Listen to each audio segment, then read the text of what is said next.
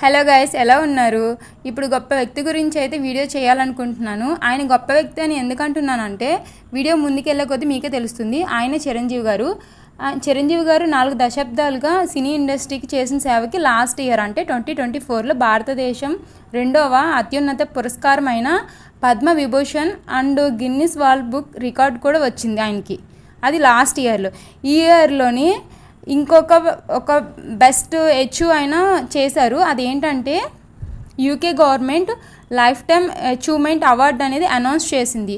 ఎప్పుడంటే 4-5 days back announce చేసింది. March 19th అంటే ఈరోజే అది ఇవ్వాల్సింది యూకే గవర్నమెంట్.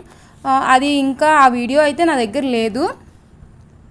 ఉంటే కనుక కంపల్సరీ ఆ వీడియో కూడా నేను అప్లోడ్ చేస్తాను. అండ్ లేదు అనుకుంటే నెక్స్ట్ వీడియోలో అయినా పెడతాను. ఓకే, ఇది పెద్ద అవార్డు అనే చెప్పుకోవాలి మనం.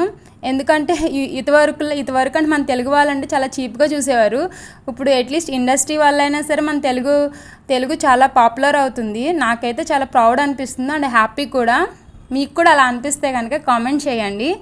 Bye, take care. అందరూ జాగ్రత్తగా ఉండండి. వాటర్ బాటిల్ క్యారీ చేయడం మాత్రం మర్చిపోకండి.